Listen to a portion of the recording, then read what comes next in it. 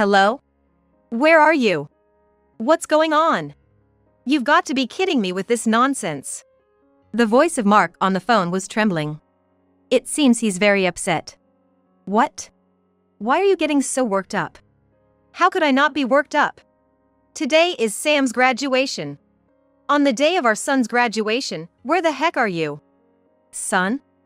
As I questioned back with a rising intonation, Mark yelled in frustration. It's Sam. Everyone else is here with their families. It's just me here by myself. Isn't it normal for families to attend graduation ceremonies together? He seems really angry, but that has nothing to do with me right now. I continued without concern.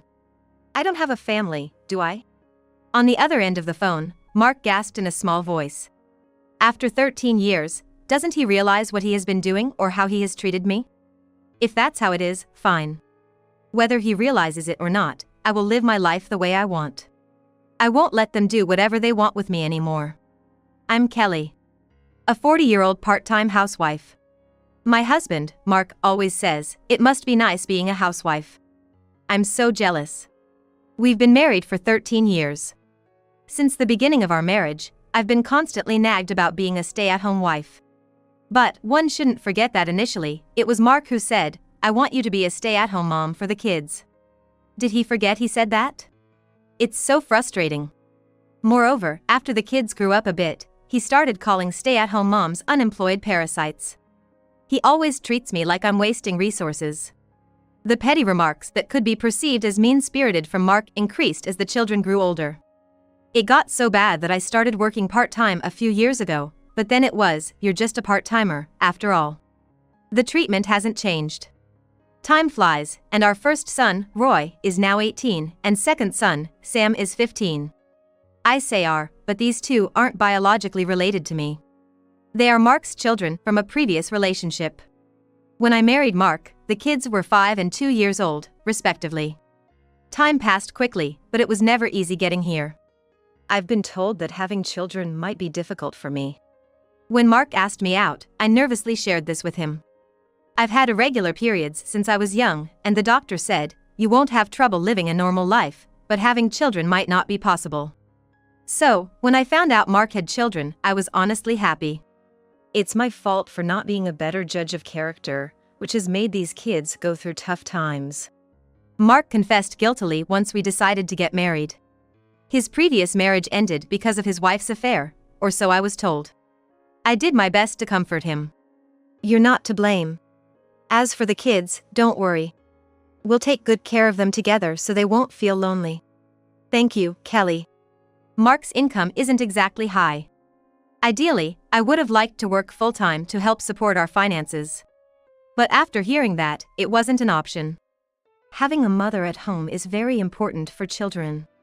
So, Kelly, I want you to be a stay-at-home mom to give the kids a sense of security. All right. Managing just Mark's income was extremely tough. We had to review and cut down our expenses repeatedly. Entertainment and beauty expenses were cut, of course, and I hardly ever bought clothes for myself. But we couldn't let the kids feel disadvantaged. If anything had to be sacrificed, it was going to be my stuff. I truly believed that. At first, Mark seemed appreciative, thanking me for the sacrifices. But eventually, he started to look down on me. You're not exactly beautiful or young, so why don't you put some effort into your appearance? It's embarrassing. I take care of myself as much as I can. But I don't have as much money or time as before we got married. It's sad to hear you say that. Things were different when I was single and only had to think about myself. The more I focused on the children, the less time and money I had for myself. And Mark never lifted a finger to help around the house, using his job as an excuse. I asked for help several times, but he always refused. Kelly, I trust you with these things. Besides, the kitchen is a woman's domain, he'd say. I never said I wanted to be left to do everything myself. Before we got married, I thought he was a manly and wonderful person, but he turned out to be just a domineering husband. The only solace I had was the children. Right after we got married, the kids were 5 and 2 years old. Maybe if they were a bit younger, they wouldn't have been so shy, but especially Roy, he had a strong rejection towards me. I want my mom. You're not my mom. Roy. As I hugged the sobbing Roy, I felt like I was going to cry too. But little by little, it seemed like he started to open up to me. However, that's when unexpected interference came in. It was Mark. He was supposed to be my biggest supporter, but I never thought someone so close could become an enemy. Perhaps Mark couldn't stand that the children were becoming more attached to me than to him. Kelly, you've gained weight, haven't you? Look at that sloppy body. It's proof you can't manage yourself. Don't you guys ever become like that? It's a good thing you're not related by blood. After criticizing my body shape, he went all in on my appearance too. People are finished when they stop caring about how they look. Kelly, you're unemployed. If you don't meet people, you'll lose all sense of beauty. You guys be careful, okay? I couldn't stay silent after being told that much. Hey, can we talk? It's fine to think that in your mind, or to caution me alone. But stop belittling me in front of the kids. I didn't just feel bad for myself, I wanted to avoid the kids learning to speak like Mark at all costs. The kids are still growing and can absorb both good and bad things. Mark, their father, is happily looking down on me, their stepmother. I didn't want to show them that. What's that supposed to mean? You're just upset because it hit too close to home? Don't use the kids as an excuse. It really hurts when you say things like that. But more than that, I'm really worried about the kids' future. Shut up. Don't blame others. I'm not speaking ill of anyone. It's just the truth. It's ridiculous to say that we can't speak the truth. Despite my attempt to explain calmly, Mark flew off the handle and refused to listen to me after that. In fact, his bad-mouthing only escalated. Whenever I tried to discipline the children, Mark would almost always interrupt. Roy, look here. You've still got left in your dish. Let's eat everything up nicely, okay? It was when I casually pointed out the pasta scattered in Roy's dish during a meal. A heavy sigh came from next to me, and Mark grumbled unhappily. All high and mighty with your nagging, even though you don't earn a dime. It was the usual pattern. Mark looked at Roy and Sam, tilting his head as if seeking agreement. It's not nagging. It's just a matter of manners. I'm doing this so they won't have trouble in the future. It's quite something for you to care so much about kids that aren't even yours. I felt my blood boil. What kind of things is this man saying in front of young children? I was so appalled I couldn't find the words. I felt so pathetic. From that day on, I started to avoid clashing with Mark and began to watch his mood. Because I didn't want the kids to see us arguing as much as possible. Mark is easy to read. If you praise him, he stays in a good mood. I knew it was the wrong approach, but I couldn't think of anything else. The easiest thing would be to get a divorce, but what about Roy and Sam? I couldn't abandon them. So, making life as peaceful as possible was my top priority. And before I knew it, 13 years had passed, and here we are. The once young brothers have been completely influenced by Mark, and while their appearances may differ, their thought processes are just like Mark's. Because Mark belittles me in front of the kids, they think it's normal to do the same. They started belittling me openly. Hold on. When Roy called out to me and I turned around, he said with a frown. Friends are coming over tomorrow. Go somewhere else. You know, in case they see you, it'd be embarrassing. If only I had a younger and prettier mom, we wouldn't have to go through this hassle. It's so annoying. All right. It wasn't just teenage embarrassment. I realized he genuinely felt ashamed of me. Since similar remarks kept being repeated, I had become accustomed to being hurt. Hey, leave some pocket money before you go out. And did you iron the clothes I asked for? Oh, and the deadline for the college application documents is coming up. Take care of it, will you? Despite saying how embarrassing it would be to be seen with me, they sure didn't hesitate to ask for favors. This trait, too, seems to have been inherited from Mark. Then, Sam chimed in from the side. Hey, did you check out the tutoring school for me? Oh, and there's the club activity carpool tomorrow. Without waiting for my reply, both Roy and Sam returned to their rooms. To them, asking me for favors was something taken for granted. Without a shred of gratitude. It's as if the concept doesn't even occur to them anymore. At dinner, Mark, the root of all troubles and the role model for his sons, looked at me quizzically and started. You should start earning some money soon. Huh? Mark exaggeratedly sighed and slouched his shoulders. Do you even realize how much I've been supporting you? Despite everything, I've been lenient until now. How many years have you been unemployed now? Hey, have you thought about it at all? His words irritated me, and I put down my chopsticks. I'm not unemployed. I've been working part-time since Sam entered elementary school. That's right. When the kids were preschoolers, I stayed home, feeling sorry for them. But once Sam started elementary school, I began working part-time during weekday mornings. However, Sam frequently fell ill, forcing me to apologize at work and take days off. When I had to take off a whole week, I desperately asked Mark. Just for one day, or even half a day. Can't you look after Sam? I thought he would agree to substitute for me for just one day, considering I had always been the one to stay home. But his response was irresponsibly dismissive. Huh? Impossible. I'm busy with work. You should be able to figure that out, right? No way. Why should I? To him, I'm busy with work meant he didn't regard my part-time job as actual work. I was aware of Mark's low regard for my part-time job from that moment, but being treated as unemployed still was unbearable. I do work decently. I earn about $3,600 a month. Countering the unemployed remark, not just Mark but also Roy and Sam started snickering. You say that so proudly. It's just pitiful. That's right. How can you even brag about that? The audacity is impressive. Mark, encouraged by their words, puffed up proudly as if he had one. Exactly, they're right. Now that these guys don't need much from us, Kelly should contribute more to the household. You're the only one not related by blood here. If it stays like this, you won't be acknowledged as part of the family. Watching the three of them laughing together, something inside me that I had been holding together crumbled. This is it. I can't take it anymore. For my own sake, I can no longer force myself. Once I fulfill my last obligation, I'll leave this house. That day, I made a firm vow. Sam's graduating from middle school tomorrow, huh? It makes me feel relieved. Months after I made my decision, Roy's college admission was secured, and Sam was about to have his middle school graduation ceremony the next day. At night, after the kids had gone to their rooms, I was washing dishes while Mark happily drank behind me. Man, I gotta be honest, before marrying you, I was really struggling. Wasn't sure what to do. Possibly feeling good from the alcohol, Mark chatted away. My mom, who was looking after Roy and Sam, said she couldn't do it anymore. I was contemplating putting them in some facility. But marrying you just at the right time was such a stroke of luck. I really am lucky, huh? I had vaguely heard about this from my mother-in-law not long after we got married. Mark had taken custody of the kids, but their care was mostly left to my mother-in-law.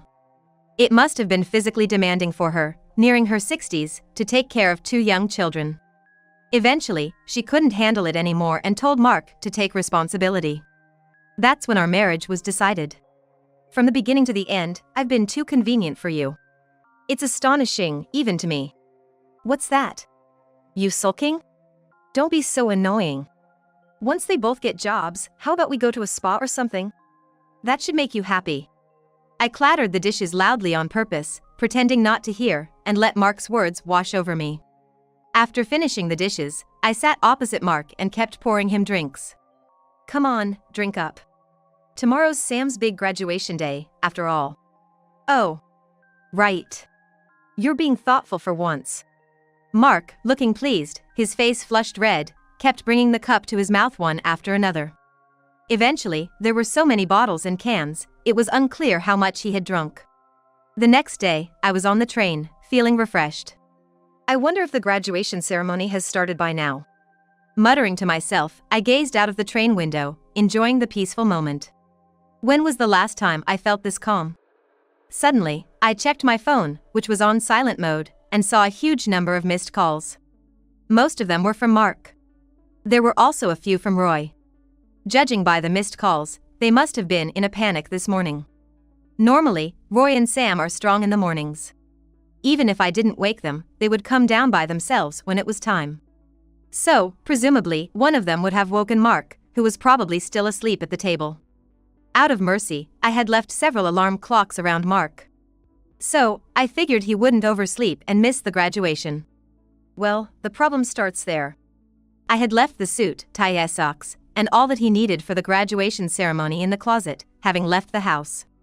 As the greatest act of mercy, everything was either washed or dry cleaned. Normally, that would be enough for someone to get ready by themselves. But Mark is not normal. After relying on me for the past 13 years, he probably doesn't even know which suit is appropriate for a graduation ceremony. Normally, you'd prepare the day before, wouldn't you? Certainly, or rather definitely, Mark wouldn't do such a thing. Because even if he was drunk or passed out, there was always me to clean up after him. If the person they relied on suddenly disappeared, what would they think? I'm curious about their expressions. Were they panicking? Maybe they were furious. Either way, it's no longer my concern. After a while, the train arrived at my destination, and I got off with my belongings. As I passed through the ticket gates and turned off my phone's silent mode, it rang immediately. It was Mark calling. Hello? Where are you? What's going on? You've got to stop joking around. Mark's voice trembled through the phone. What? Why are you so worked up? How can I not be worked up? It's Sam's graduation today. On our son's graduation day, where the heck are you? Son? When I asked back with a rising intonation, Mark yelled, agitated. It's Sam. Everyone else is here with their families. And it's just me here? Normally, families attend graduation ceremonies together. And another thing. You didn't even prepare the clothes, did you? If my mom hadn't come, it would have been a disaster. To his complete blame-shifting and venting, I responded calmly.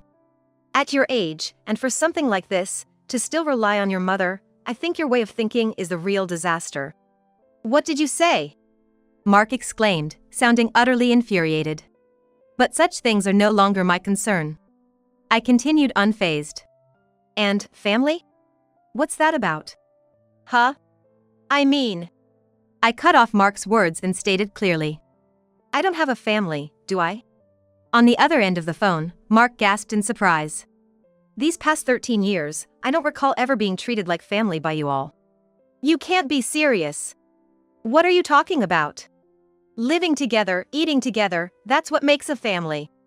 Being constantly belittled for my looks or called an unemployed parasite, and above all, being used like a maid by you all, and now you talk of family? What are you even saying? Are you out of your mind? After my rapid-fire response, there was a brief silence, and then the call abruptly ended. A few minutes later, Roy called. The timing was too perfect. Likely, Mark had told Roy something. Hey, I heard you had a fight with Dad. But don't you think you went too far? Dad was furious. If you apologize now, he might forgive you, so just come back and apologize, okay? Otherwise, dinner will be late. I was dumbfounded and held my head in my hands. I didn't know how Mark had relayed our conversation to Roy.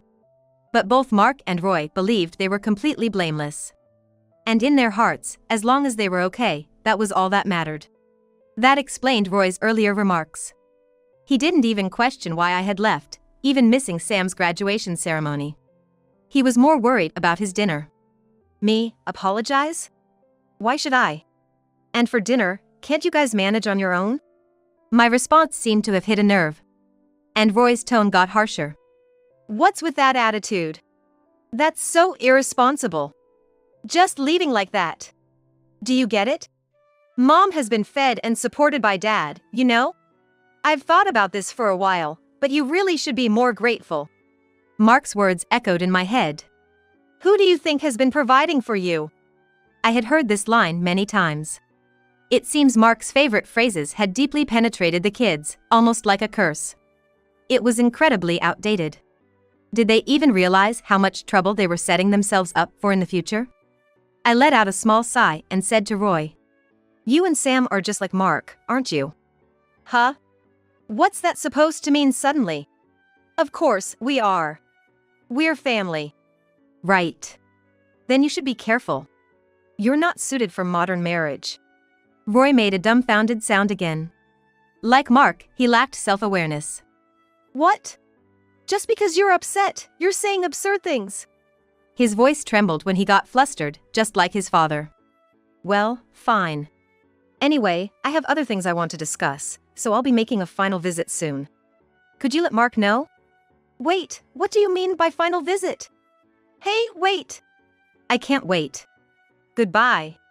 After hanging up, the phone kept ringing persistently, but I decided to ignore it completely until it finally stopped. A month later, I visited Mark's house for one last settlement. As I rang the doorbell, Mark appeared with loud footsteps. Kelly, you came back! I believed it. I really did. Mark looked somewhat haggard after a month. Perhaps it was his unkempt appearance. His clothes were scruffy and dirty, and his complexion wasn't great. Above all, he emitted an utterly exhausted vibe, lacking any vitality. As he approached and grabbed my shoulder, I quickly shook off his hand. Don't touch me, please. We're no longer family or anything. Huh? What do you mean, Kelly? We're just separated for a cool down, aren't we? Nobody had said that. It was all in Mark's imagination, tailored to suit him. It's astounding how he could come up with such convenient thoughts. In a way, it's impressive. I was so happy thinking you'd come back. That's absurd.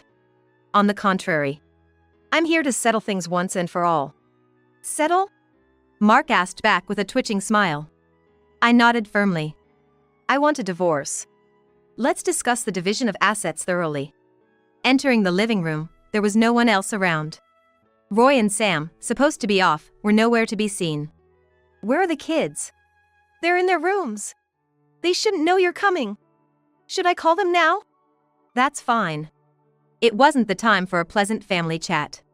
What was about to start was a messy divorce discussion. Yet, just leaving the house empty for a month, how had it changed so drastically? Clothes were strewn everywhere, the table cluttered with finished plates and plastic bags. And the sink was so packed it was impossible to see what was at the bottom. Cleaning here was out of the question. Ignoring the messy room, I sat down on a chair after moving some things aside. Shall we begin? I wanted to settle this as quickly as possible. My mind won't change. Please, anything but divorce. This past month, we realized how important you were. Shouting, Mark might have swayed the old me. But over the years, I've grown stronger. Such child's play won't work on me anymore. Right, the slave who took care of the housework and served everyone has gone, hasn't she? Slave, you say?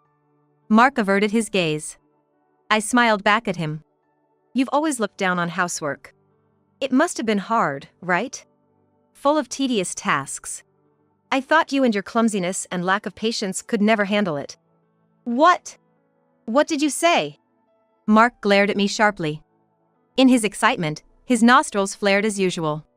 If I wasn't so busy with work, I could easily do housework. It's just that I'm too busy with work. Must be nice for you, only having to work part-time.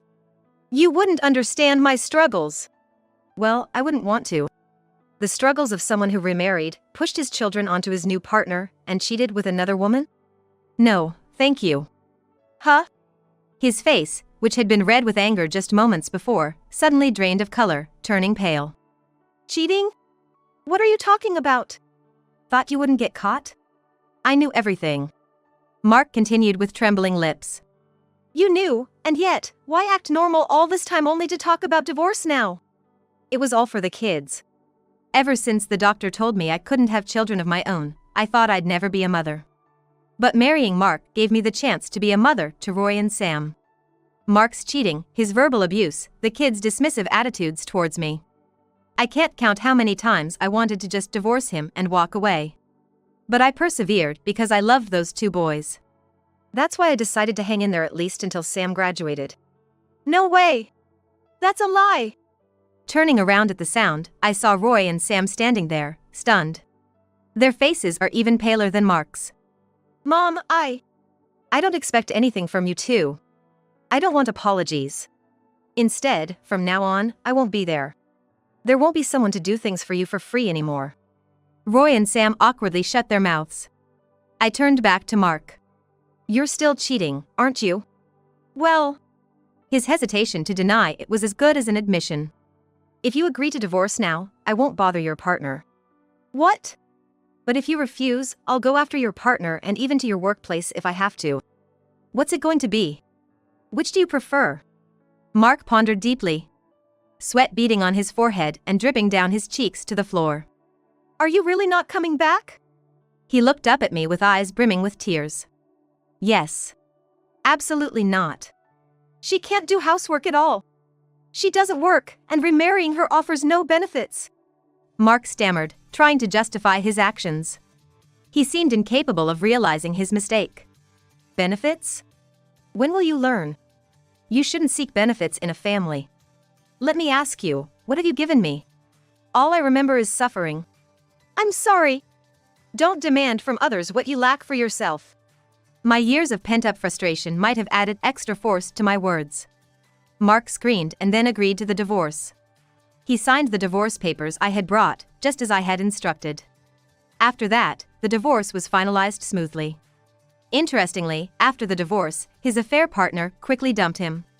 I was only interested because he was someone else's. After the divorce, he's just a single old man. Mark, usually so full of self-confidence, seemed genuinely depressed by this. Being rejected by both his ex-wife and affair partner as having no benefits and no appeal must have been a significant blow. He didn't want to accept the plain truth. The shock seemed to linger, causing him to make mistake after mistake at work. The kids, Roy and Sam, appeared to have changed somewhat. Especially Roy, who was desperately trying to change. Apparently, his motivation was a harsh breakup with his first girlfriend, who told him, "I don't need a boyfriend who's so behind the times. I'm at my limit and have no intention of getting involved, but if they can change, I hope they do." However, given their current state, it'll be quite a challenge. Now, I've started a new life near my hometown. Living alone for the first time since before my marriage. Taking this as an opportunity, I've quit my previous part-time job and started looking for full-time employment near my new home. It might be tough given my age, but living alone on a part-time salary is too dull. I was overworked before, but being idle doesn't suit me either. If I can't find full-time work, I might consider juggling multiple part-time jobs. Or maybe I'll find a new hobby. That's what I've been thinking about these days.